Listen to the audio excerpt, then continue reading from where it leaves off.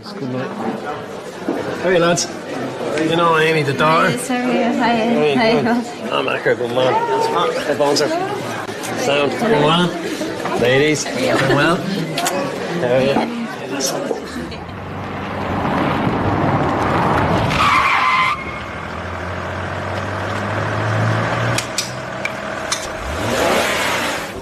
No, don't mind him. It's you. It's your toy.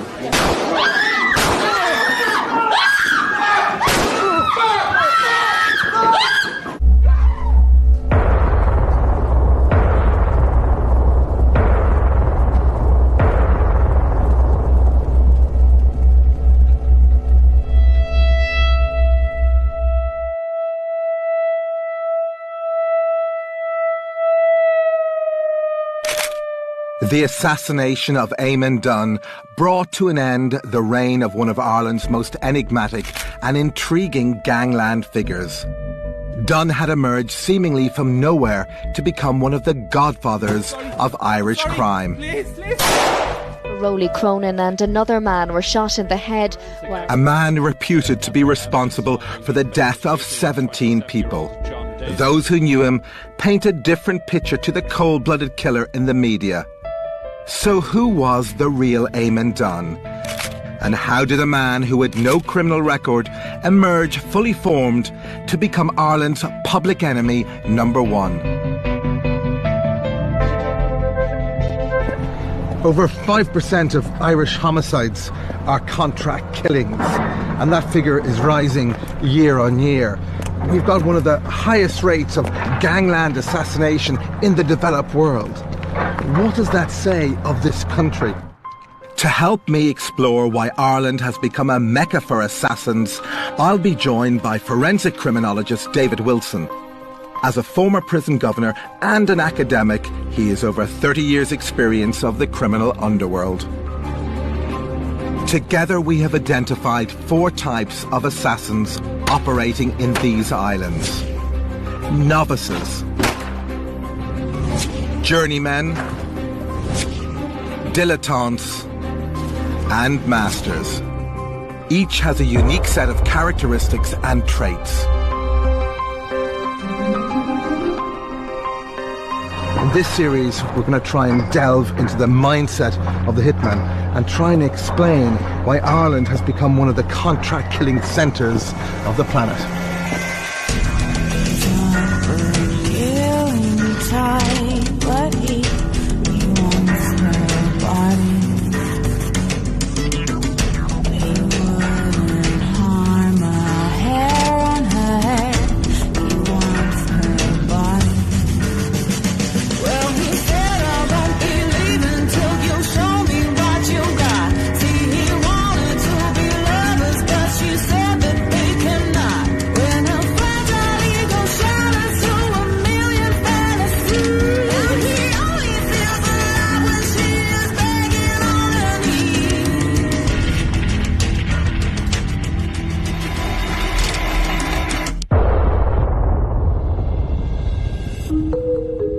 It's very unusual for someone to get from the bottom of an organised crime hierarchy right to the top.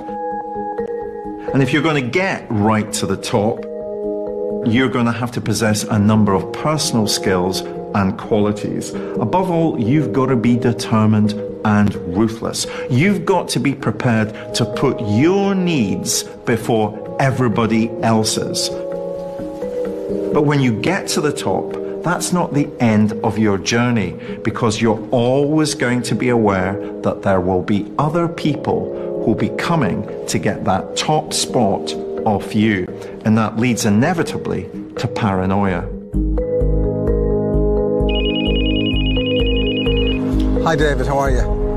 Look, I've got an issue that I'd quite like you to see if you can do some research about. See if you can find any of your police contacts or someone in the media. Okay. I really want to know why it is that Eamonn Dunne emerges almost fully formed in 2005 as public enemy number one, but no one knows anything about him prior to that date. Try and find out about his earlier career. Okay. Well, do some digging and get back to you. Eamonn Dunne did not have a typical criminal background. He was born in 1974 in the working class area of Cabra on Dublin's north side. He came from a respectable family, was clever and hard-working. When he left school in 1993, a world of possibility was open to him. Instead, he chose to move into crime. What's remarkable about Eamonn Dunne was that he was a career drug dealer intent on building an empire. What was extraordinary for me is he also had those soft skills, those diplomatic, ambitious, entrepreneurial skills that made him into a major player in the drug world. But something in his childhood, in his teens, must have given us a hint of the kind of person he was to become. Former Garda detective Brian Sherry remembers the gangster on the rise. Was there anything in his background that suggested that he was going to carry out a lifetime of crime? No, there was absolutely nothing in his background that would suggest that. Like, he was an ordinary young lad that grew up in Blackhorse Grove, working class family. Father worked, educated up to leaving cert and passed his leaving cert, got married, had young children, and he was like your normal young man, like, I mean, starting out in life. But at the back of it all was this other dark individual that was there, and where it came from is hard to understand, like, because you don't manufacture a person like that. That person is born. I'm sorry, Mr. Dunne. I'll get you the money. Don't worry. I know you're good for it. You just need to step up your game a bit, that's all. My belief is that he realised himself that he had this cold way with him, and he could switch, and he could be a charming individual at the same time. It was like a split personality.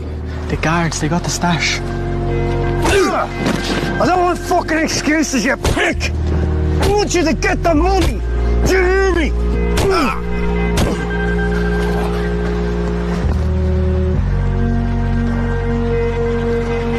I mean, just how intelligent was he? He finished his leaving cert, but that's not necessarily nuclear scientist material. What made him such a smart and intelligent criminal? Compare him to his peers. They were getting into trouble with the Gardaí. They're being arrested for minor crimes and minor offences and serving prison time. At an early age, or an early stage, Dunne realised that's not the future. That's not where the future lies for him. His future lay in the bigger picture. When Dunne began his career in the 1990s, the Celtic Tiger was just beginning, and the clubbing culture associated with the boom brought a new recreational drug scene into the country. Dunne took advantage of this new demand for social narcotics such as ecstasy, speed and cocaine. As his business grew, he partnered with a career criminal and major drug dealer on the north side of Dublin, Martin Marlowe Hyland. How did he first come across Marlowe Hyland? Well, himself and Marlowe were friends for years. Eamonn would have been considered the brains. Marlowe was certainly the brawn. Never known to back off or never known to refuse.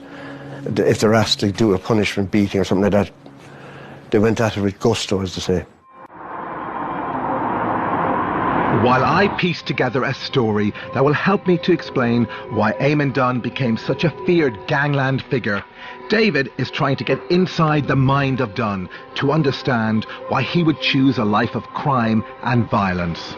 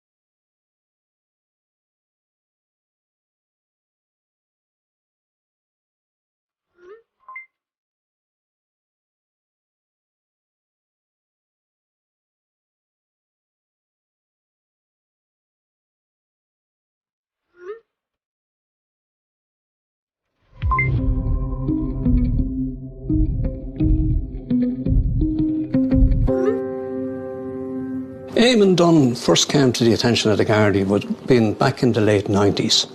Eamonn was driving his car along Glasnevin Avenue heading towards Finglas. Fuck's sake!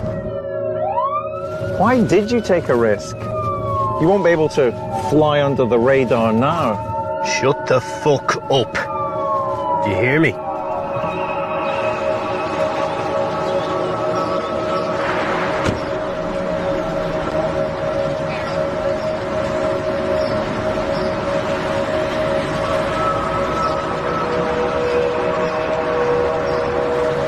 Evening, guard. What's the story? What's your licence, please?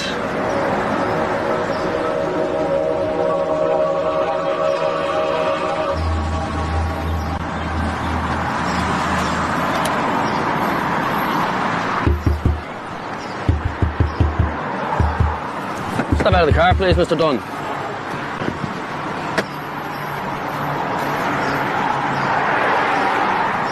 Open that boot, will you?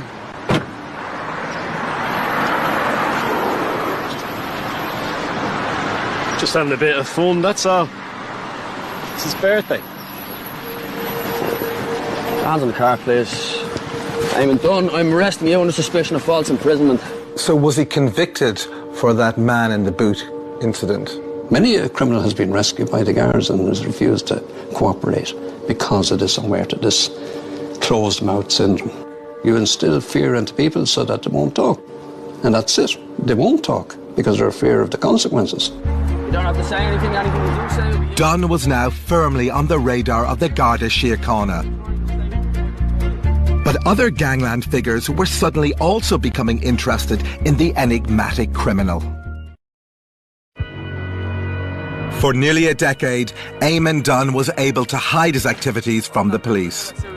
But when Gardaí carried out a chance stop and search of his car, he suddenly became firmly fixed in the sights of the authorities. How did his career develop from there? It really shot upwards in a very violent way. He would have been brought under the wing of Marlow Highland and brought in as an enforcer.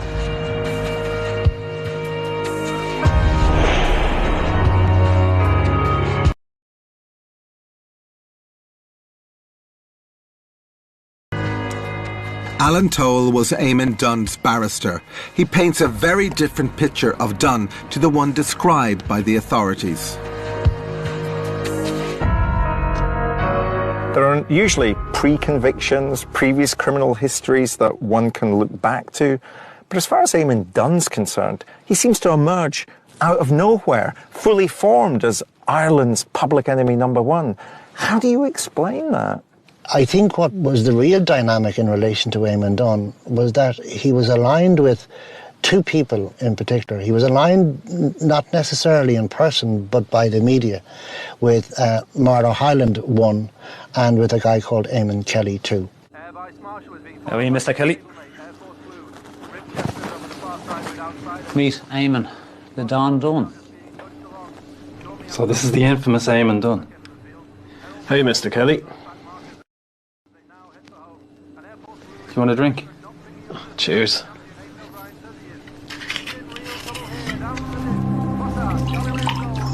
Kelly was the one who got the longest sentence for the importation of cocaine. I think he got 14 years, which was a horrendous sentence.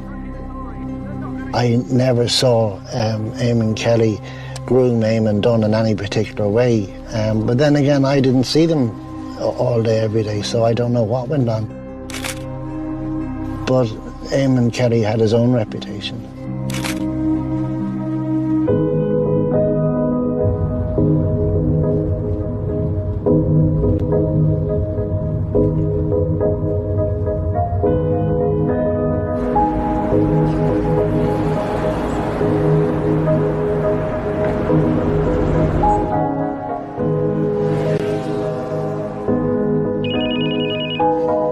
Hi David, how are you? You know, I think we've got a really interesting case study in Eamonn Dunne, because we very rarely get to see somebody move up the ranks. What I find extraordinary is the unusual mix between the callous, cold executioner and somebody who clearly had the diplomatic skills of a gangland negotiator. I mean, how does that add up?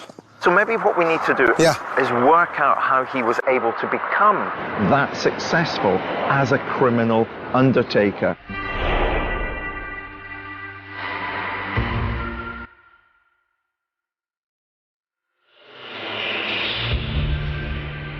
By 2005, Dunne was a senior figure in Dublin's criminal underworld. However, he'd not been implicated in any gangland murders.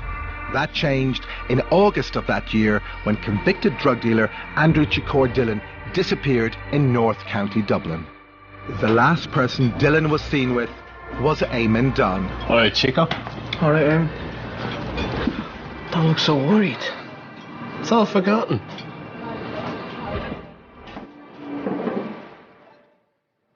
Do you want some grub? All right. Hey. Nicola Tallant was one of the journalists who covered Dunne's rise up the criminal ladder. Marlowe Hyland himself was a notoriously violent character, so to work for him you had to show a total disregard for life or for anything. It was just all about the power, the money and the drugs. We've got a little job for you.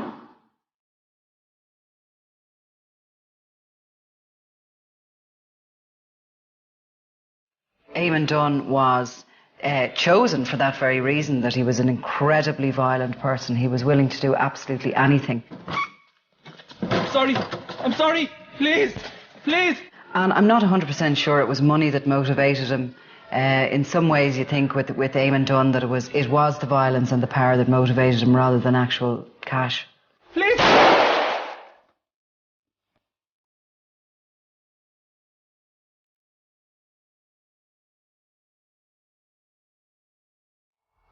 After Andrew Dillon was murdered, his body was unceremoniously dumped on farmland in North Dublin. It was in this ditch that the body of Andrew Dillon was found, and I wanted to come here to see this deposition site because all the criminal intelligence that we have suggests that Andrew Dillon was in fact shot by Eamonn Dunne. Eamonn Dunne may have ordered other hits, but this was the only hit, according to the Gardaí, that Dunne committed himself. And so I wanted to see the deposition site to try and form some picture of the kind of criminal undertaker that Eamonn Dunne was. And what can we tell from this? Well, the first is that there's no forensic evidence. There was no forensic evidence on the body of Andrew Dillon, on the blindfold that he had around his head, or on the rope that tied his hands behind his back. And therefore that does take some degree of forensic awareness to understand that if there was forensic evidence, the culprit would likely be found. The second thing is, Andrew's body was found by a dog walker some 48 hours after the body had been disposed of. Again, that suggests a degree of planning. And look at the area. We're in a very rural area. If some hits are chosen, if the sites of some hits are chosen to make a very public statement, this isn't one of them.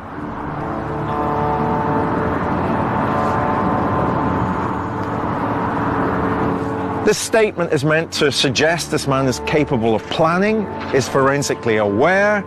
This is a statement saying, perhaps I can move up the ladder of the criminal network that I'm part of. I want to move from middle management to senior management, if you like. And so in that sense, this crime scene tells us that Eamonn Dunne was meticulous, planned, and actually was capable of murder. Before 2005, Eamonn Dunne was practically invisible to Dublin gangland and to the Irish authorities.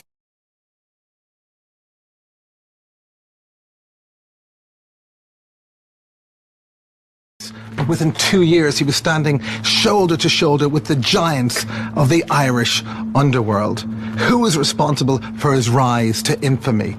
And was Eamonn Kelly the key talent spotter who was determined to unlock Dunne's skills as a murderer and gangster? So far, Hyland and Dunne's crimes had stayed within the confines of Dublin's gangland. But that would all change with the murder of Baiba Salute. She was a mother of two who had problems with the custody of her children. She was married to a Lebanese man called Hassan, who was in prison at the time. We had actually got him down in Westmead there for dismantling stolen cars, but he was also doing a sentence for kidnapping his children and taking them out of the country and that. And Baiba had the children back at that particular time. According to the police, Baiba became the target of a group of imprisoned gangsters. In late 2006, the gang asked Dunne's boss Marlo Hyland to help organise a hit on Baiba.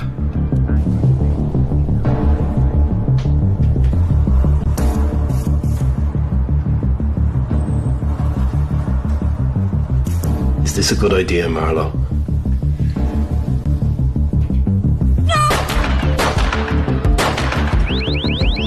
She was shot dead and her two young children upstairs in their beds.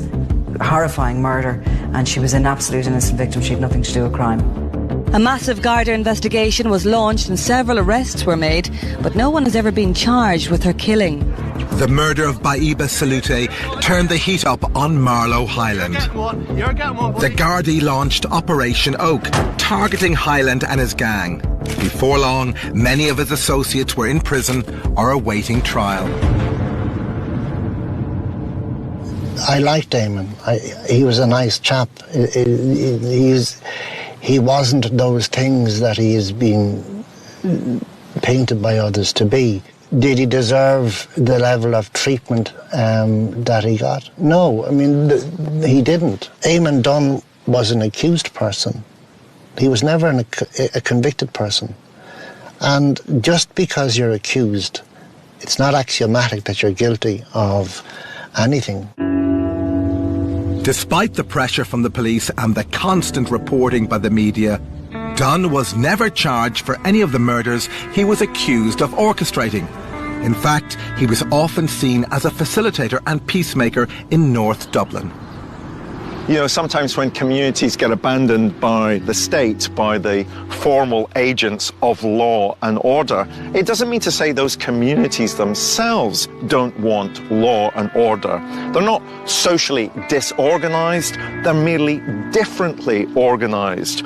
And sometimes those communities will look to gangsters to provide them with a sense of security. They'll look to them to provide order in the environment in which those people have to live their lives. A policeman that I knew came to me and said, look, you know Eamonn Dunne. Things in Finglas had gotten very much out of control. And he said, can you help? I will not have a war. Do you understand me?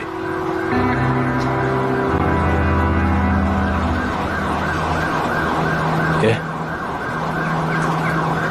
Is he to be thanked for what he did that day? Yeah, he deserved thanks for that because he was civically minded. Now, unless you're living in a cartoon world, no one is ever always totally evil or totally good. Every human being has strange and different and colourful dimensions to their lives that might seem odd and at odds with each other. It's my birthday next week. Will you come over for dinner? Well, yeah.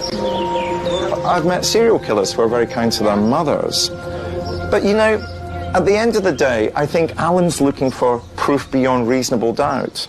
I don't think we need to not judge Eamonn Dunne simply because there is no proof beyond reasonable doubt. There's just too much other kinds of information which identify him as being at the heart of organised crime. And she wanted me to study, but... Yeah, and she told you to stay in. Yeah, but it was different because it was Melissa's birthday party and I could not go there.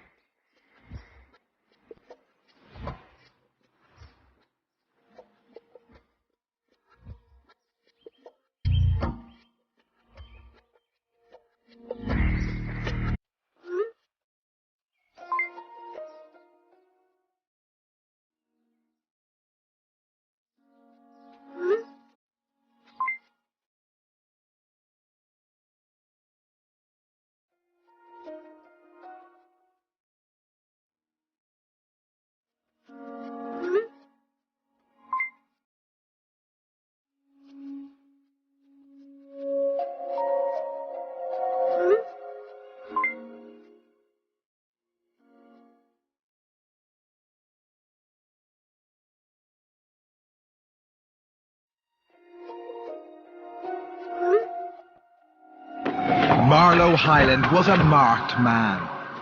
Under increasing pressure from the police, his criminal empire was floundering, and fellow gangsters were asking if he was a snitch. Marlowe was suspected by Dunne of having given information to the Gardaí about a large consignment of drugs, and went on the run basically, knowing that there was going to be no sympathy or no pity for him. Make it quick, no messing around. Yes, boss. Sorry, Marlowe.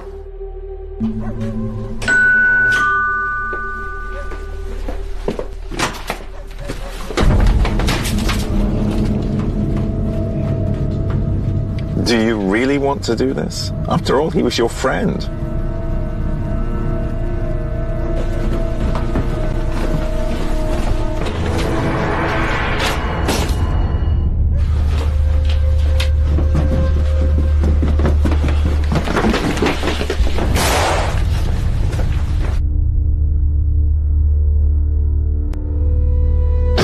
How'd it go? It's done, but there was a complication. Fuck's sake!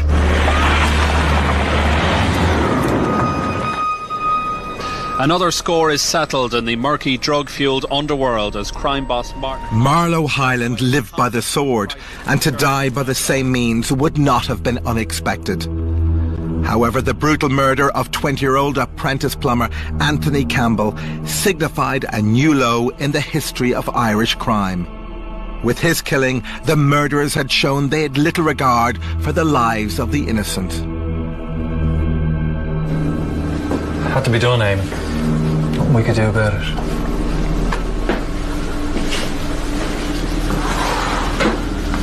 I know. It's just business.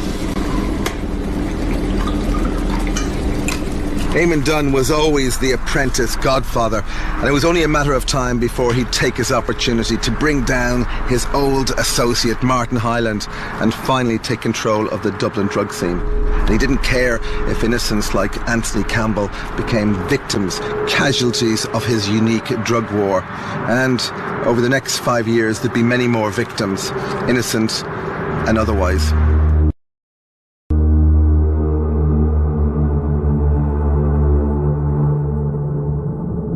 After that, then there was a consolidation of his power, and that meant an awful lot of youngsters who had done no more than a few euro for drugs were whacked by Eamonn Dunne's gang. Forensic experts spent the day gathering evidence following the fatal shooting of 27-year-old John Daly. Michael Rowley Cronin and another man were shot in the head while they sat in a black Volvo. Michael Murray had survived previous attempts. After Anthony Campbell and Marlowe Hyland were murdered, Dunne was accused of going on a killing spree. Eamonn Dunne killed with a compunction, and he killed people who normally a few slaps or something like that would have been sufficient, but that wasn't his style. And he took them on and he took them out.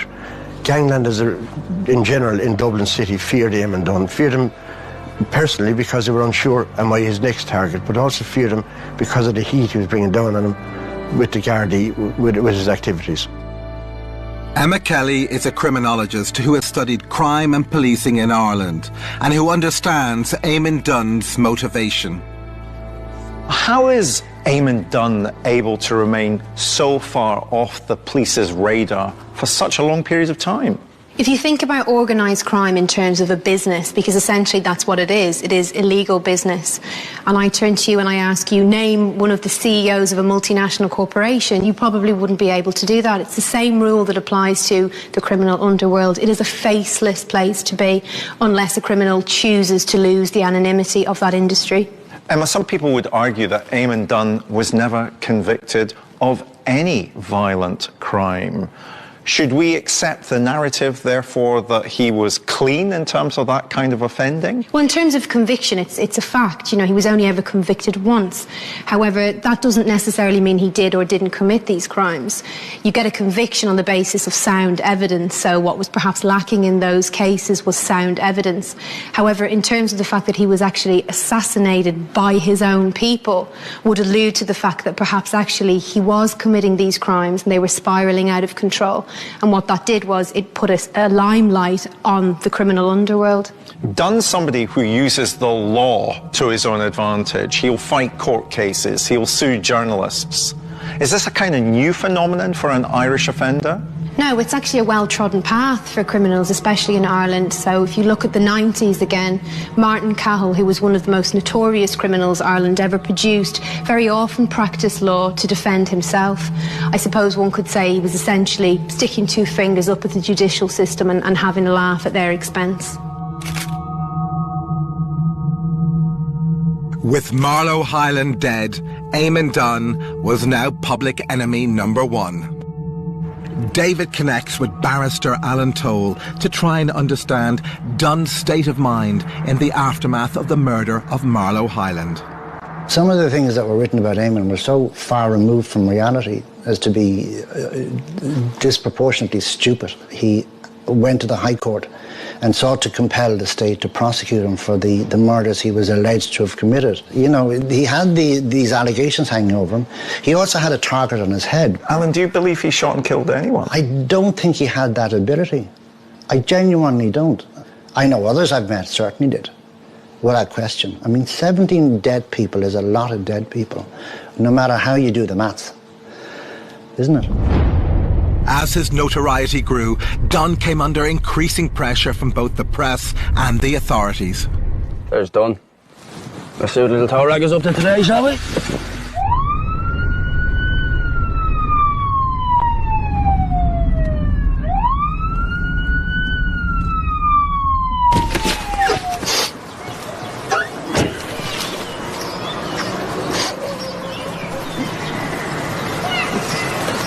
This harassment card, you know that?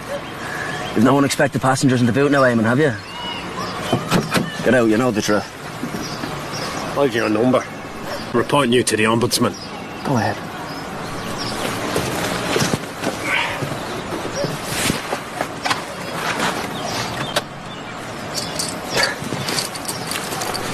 Struggling to keep it up, Eamon? With all due respect, Garda, fuck off. Anyway.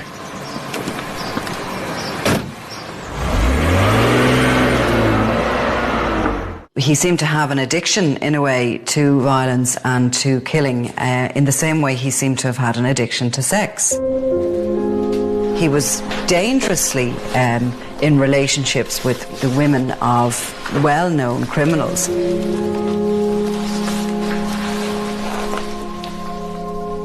There was two women in the North Inner City he paid for boob jobs for. You know, he lived this very chaotic, dangerous life, and it does seem that that was an addiction in the same way the violence was. He was conscious, of threats made against him from various criminals, friends of people that he had arranged for their murder and that type of thing. They were threatening to get him, and he would then strike back at them and take them out. He would take anyone who he considered a threat to his life out. He was known to be wearing a bulletproof vest. He was known to sleep in different homes and houses and flats, apartments, every night of the week. He wasn't staying at home. They always fear that this person is there behind them waiting to shoot them. Dunne was now a dead man walking. His actions were bringing extra heat on the godfathers of Irish crime. It was inevitable that a contract would be taken out on his life.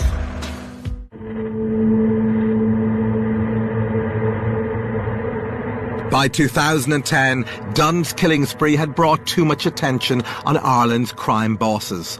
Profits were down and Dunne's behaviour was seen as both reckless and a threat to Dublin's drug trade. Eamon became what was known as a liability because of what he was involved in, his paranoia, killing people and all that sort of stuff. So he was then, like his previous mentor, Marlow Hyland, he was expendable. In the end, the gangster who mentored him ultimately betrayed him. Eamon Kelly. Our mutual friends becoming a liability. I understand. It's not good for business, you know what I mean? He'll have to be dealt with. It's just the way it is. Alan, can you paint me a picture of what Eamonn was like in those last few weeks leading up to his death? Oh, he knew he was going to be killed. There was no question about it. I mean, there was an inevitability about it. It was just a question of when. And I think he got to a point, I base this on my own observations of him and what I was told, where he seems to have given up. He did discuss it with me. Would I do certain things for him after he was dead? Because he always imagined that he would be. It was very sad, no matter what. The reality was going to result in him being shot. Eamonn Dunne did organise his funeral arrangements just weeks before he was shot. Frankly, this is a world where dogs eat dogs. And the graveyard behind me, I'm sure, is filled with young men who, because of that dog-eat-dog world, have lost their lives very quickly.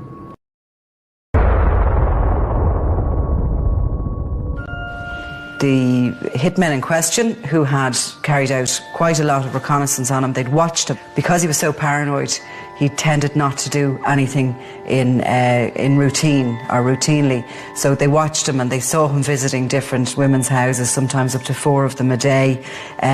He was staying in different places. There was nothing really that they could catch him in the morning and leaving at a certain time. So it was becoming a little bit frustrating for them. And then they got word that he was going to this birthday party in a pub, and they decided that the hit was on.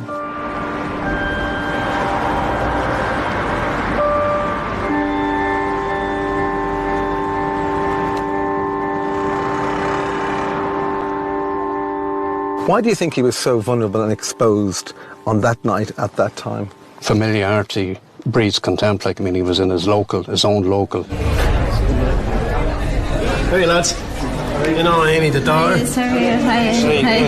I'm back here, good man. Hey, Bouncer. Sound, very well. Ladies, very well. How are you? Jesus, undress. How are you keeping? I've seen you in a while. Why do you think this location proved so effective, and is there any significance to the timing of the hit? You're right on the border between Mountjoy Garda district and the Cabrera Garda district, so you're equidistant from both Garda stations. Take the time then, 10 o'clock, you have a change of shift of the guards, so the likelihood of having a good amount of Gardaí available to respond immediately, both armed or uniformed, would have been very limited. Just a couple of signing in for the lads and whatever the girls are having, all right? Sure. On board. Oh, and point 7 up as well, guys. I find it strange that his back was to the door. Why was that? Most criminals that drink in bars and that would always sit with their back to the wall, facing the door, so that they can see who's coming in and going. Unfortunately, on this occasion, I think Eamonn had actually stood up, whether it was by accident or by design or whatever like that. The seat available to him then was with his back to the door.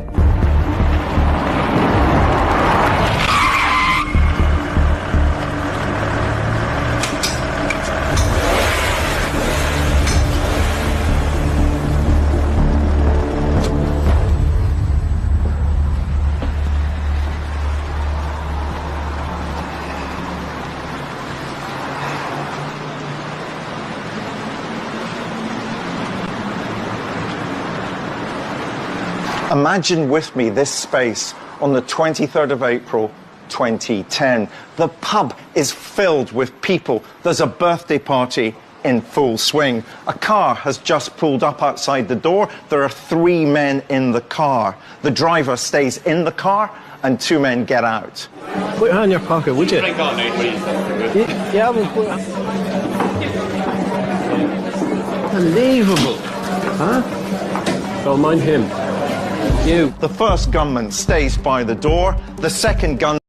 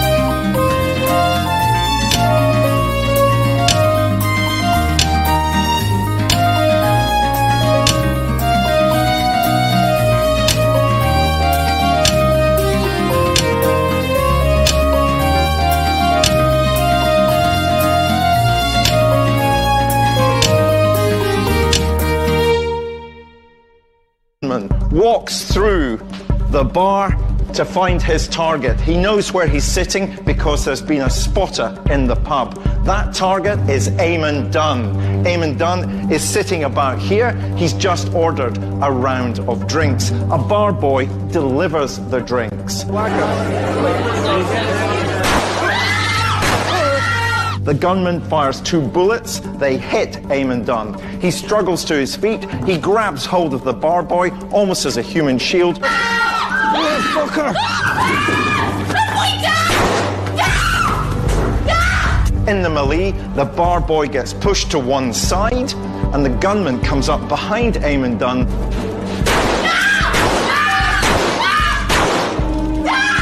He then leaves by the fire escape and joins up with his colleagues. Bang, bang, bang, bang. This is all over in 30 seconds. The gunmen leave, and poor Eamonn Dunne remains dead on the floor. Dad! They shot my dad! Somebody help him! Somebody please! My dad! Come on! Dad, my dad! Don't run! Ah!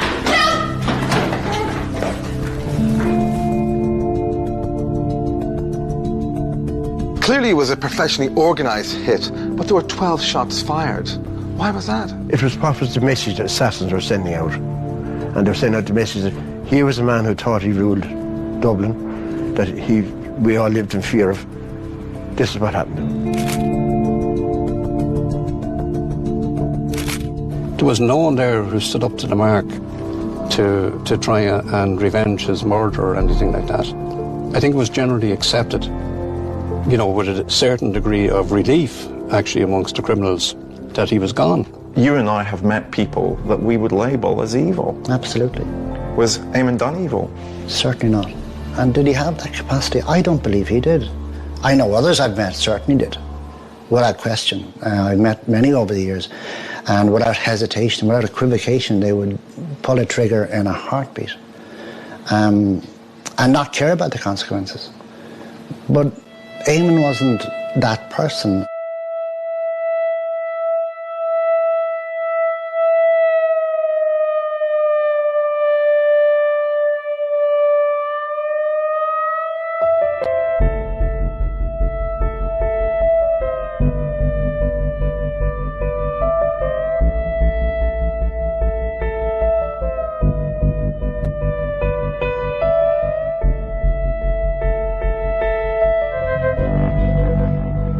David, I think you'll agree that Eamonn Dunne is one of the most extraordinary cases we've come across. Dunne fits perfectly that Churchill's statement about Russia. He is a riddle within a mystery, trapped within an enigma. Is he Ireland's public enemy number 1? Or is he a media creation? Well, I don't think anybody would have enjoyed the notoriety of that more than Eamonn Dunne himself, and I'm quite sure that he certainly lit some of those flames and was the architect of that image himself. But there's no doubt that looking into his background, you think, you know, how is it possible that a man from apparently sober suburban background becomes this public enemy number 1? And one of the people that I think is really important in creating this organised criminal career for Dunne, and something we haven't really discussed to any great length, is Eamon Kelly. He saw 3 things. He saw the aggression, he saw a certain degree of professionalism, but he also saw somebody in the management role in this crime Inc. that he was part of. We only have intelligence about him actually taking a hit on one particular individual, Andrew Dillon. I don't think we can fit him into our typology. I think we're dealing with a very different type of offender when we talk about Eamonn Dunne, don't you? We can certainly say he was a commissioner of hits, an architect of them. But I do know, to elevate yourself into any criminal gang, you must have blood on your hands. Like the Gardaí believe, he certainly pulled the trigger.